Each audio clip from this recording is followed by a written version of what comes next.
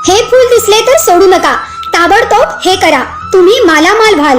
नमस्कार मित्रांनो, जर तुम्हाला एक फूल प्राप्त झालं, जर हे फूल एखाद्या ठिकाणी दिसलं तर ताबडतोब ते तोडून घ्या. कारण या फुलाचा वापर करून एकादशीच्या दिवशी अनेक प्रकारचे उपाय व टोटके केले जातात आणि एकादशीला केलेले या कण्हेरीच्या फुलांचे टोटके अत्यंत यशस्वी ठरलेले आहेत. होय, हे खरं आहे. कण्हेरचे हे फूल मित्रांनो, या कण्हेरच्या फुलामध्ये असे दैवी गुणधर्म आहेत की एकादशीच्या दिवशी या कण्हेरीच्या फुलाचा योग्य वापर केल्यास तुमच्या जीवनातील अनेक प्रकारच्या समस्या सुटू शकतात. जसं की तुमच्या मनात अनेक दिवसांपासून एखादी इच्छा आहे की माझं स्वतःचं घर व्हावं, मला वाहन सुख मिळावं, म्हणजेच मला गाडी मिळावी, मला जॉब मिळावा, मला नोकरी मिळावी, मला प्रमोशन हवं आहे, अशा एक ना अनेक स्वरूपाच्या इच्छा यामुळे पूर्ण होतात.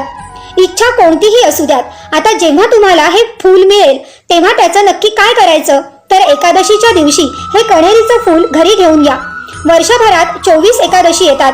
यातील कोणत्याही एकादशीला तुम्ही हा कण्हेरीच्या फुलांचा उपाय करू शकता.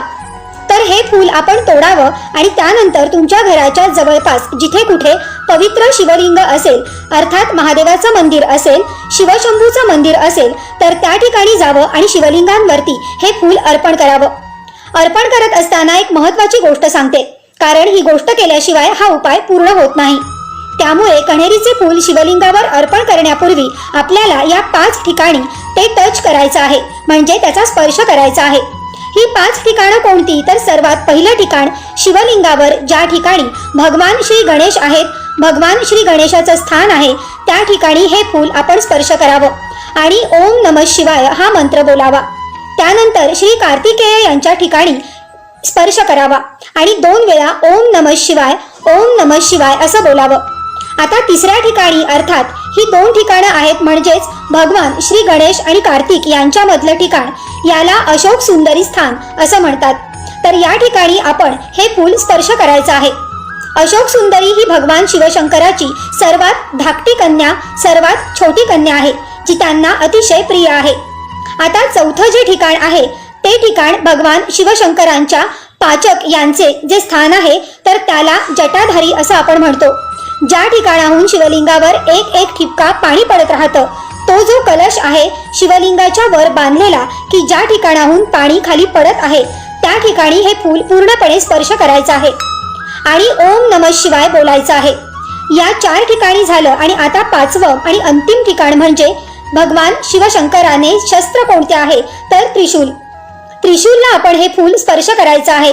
त्रिशूलचे 3 टोक ज्या ठिकाणी एकत्र आलेले आहेत, या ठिकाणी आपण हे कण्हेरचे फूल स्पर्श करायचे आहे आणि ओम नमः शिवाय बोलायचे आहे. अशा प्रकारे या 5 ठिकाणी आपण या कण्हेरच्या फुलाचा स्पर्श करायचा आहे. आणि आता आपण शिवलिंगावर ते, अर्थात शिवलिंगाचा जो उंचवटा आहे त्या ठिकाणी हे फूल ओम नमः शिवाय बोलत अर्पण करायचे आहे. अर्पण करत असताना त्याचा जो देठ आहे तो अशोक सुंदरीच्या स्थानाकडे करायचा आहे, ही गोष्ट लक्षात ठेवा. आणि त्यानंतर भगवान शिवशंकर यांना मनोभावे प्रार्थना करायची आहे की आपल्या जीवनामध्ये ज्या समस्या आहेत, ज्या अडचणी आहेत, संकटे आहेत, त्यातून आपली सुटका व्हावी. सोबतच तुमच्या मनामध्ये जी काही इच्छा आहे की जी अनेक दिवसांपासून अपूर्ण आहे, तुम्हाला मूलबाळ होत नाही, लग्न होत नाही, विवाहामध्ये योग्य स्थळ मिळत नाही, घराचं स्वप्न पूर्ण होत नाहीये, एखाद्या कामात सतत काही ना काही अडचणी येतात, तर या तुमच्या ज्या काही अडचणी असतील किंवा तुमची जी इच्छा असेल ती तुम्ही त्या ठिकाणी बोलून दाखवायची आहे आणि ओम नमः शिवाय या मंत्राचा जप करत आपण त्या मंदिरामध्ये 5 ते 10 मिनिटे किंवा 15 ते 20 मिनिटे बसू शकता. तुमच्या सर्व इच्छा या दिव्य उपायाने पूर्ण होतात. धन्यवाद मित्रांनो.